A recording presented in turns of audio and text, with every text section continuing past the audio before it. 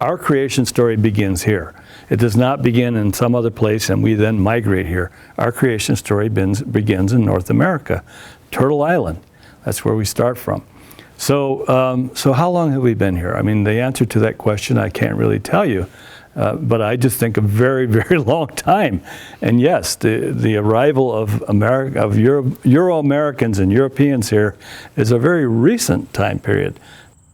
The unique thing that we had that people seldom understand is that we had a system where men and women share equally in the responsibilities of government. And this is part of what we call the Indian roots of American democracy. This is, how far back does this go? When I asked one of our elders when I first came here, he thought the Confederacy was made 1,000 years ago. So again, that's long before the arrival of Europeans in our midst, for sure. The Canandaigua Treaty, when it is negotiated nation to nation. So we know Timothy Pickering negotiated. We know that Handsome Lake was there. We know that Little Beard was there. We know that Fish Carrier was there. We know that Red Jacket was there, for example. And then at the top of this parchment was put another piece to tell us that this is a treaty that George Washington, President of the United States, has made with the Six Nations. The United States, which is a very fledgling, country at this point in time, is acknowledging that the Six Nations are another group of people that form a nation or a confederacy of nations. And so we have this kind of mutual or equal status when we come together to negotiate the Canandaigua Treaty in 1794. This is the one that is certainly a mind blower for most people.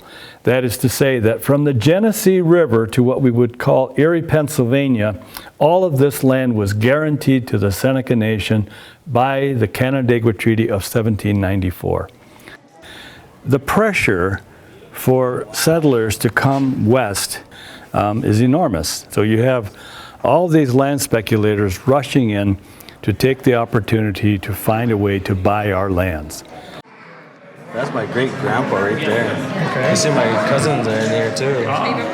Owen. My cousin Owen is in there. Yeah. Oh, okay. Are you from Tonawanda? Yes. Are you? Yeah. Is that Bert? Yeah. Scannell, how you doing? Good to see you too.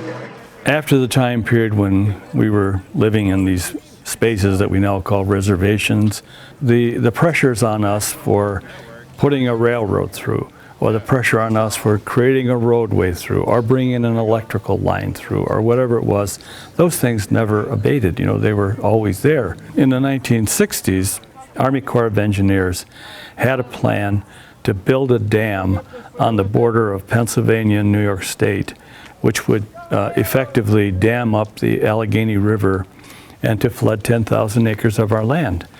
And after that time period, our people really said, never again.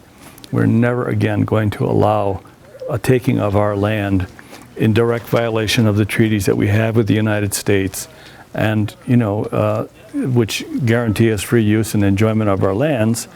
We're going to hold you to that because in the Constitution it says treaties are the supreme law of the land. This is the U.S. Constitution that says that.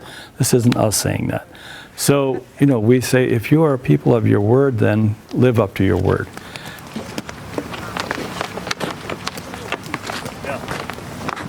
Give thanks to our Creator that we have arrived here safely and have exchanged our greetings with one another. And then we speak of the reason why we have gathered here to acknowledge the 225th anniversary of this treaty, signed between the Six Nations and the United States 225 years ago. These kinds of violations, most people don't know about. They don't hear about these things. And we live with them, and people look at us like we're living in the past, or we're somehow hanging on to something that occurred 200 years ago, 225 years ago. But we're doing that because it's still having a direct impact upon us, and that's why we have to remain vigilant on these matters. So our ancestors were pretty hardy. People are always asking me about that. How did your people do it? How did they live in a bark longhouse? This was their way of life. They lived by what they gathered, what they hunted, what they found in the woods.